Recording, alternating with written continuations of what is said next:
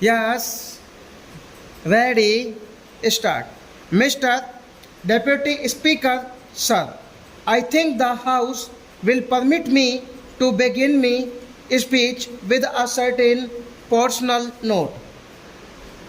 The Prime Minister, in his budget speech, referred to the year 39 years ago when, in a more difficult situation, Prime Minister Jawaharlal Nehru presented the budget. The House will remember that at that time it was an unprecedented shake up in the finance ministry, in which the finance minister, the principal finance secretary, the chairman of the LIC, and other senior ministers and secretaries had to leave just a few weeks before the budget. At that time, it was sheer miracle that I escaped. I consider it a miracle I was the only person to assist the Prime Minister Jawaharlal Nehru in presenting the budget and in conducting both the houses.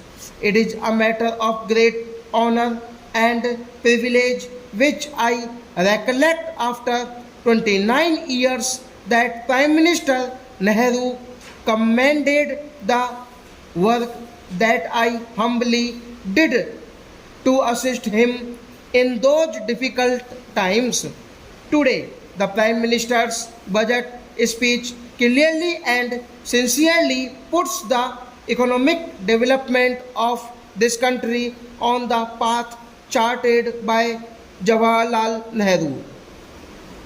It is borne not only by the three quotations of Nehru in his speech, but also by the form and content of his analysis of the economic sense and the measures proposed by him.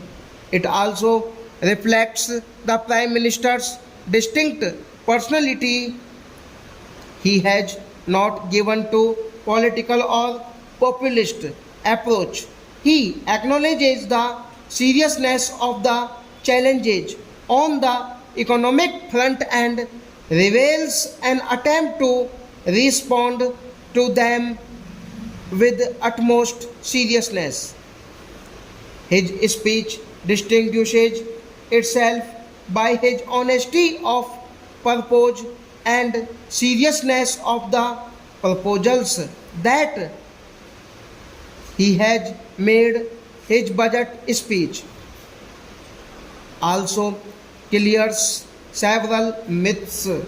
He has demolished several myths. The commitment to wage a battle for eradication of poverty has been reimposed, whatever the honorable members on the other side may say. This is a eradication with all vigor and force, so of his commitment for the eradication of poverty.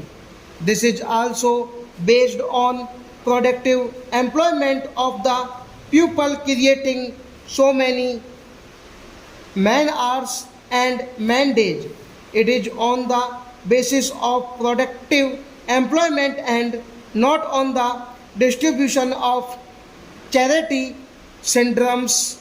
All these proposals are linked to productivity, employment, and growth because there is an inescapable link between growth, employment, and productivity. Therefore, the battle for eradication of poverty has been placed in the overall framework of accelerating growth. Stop.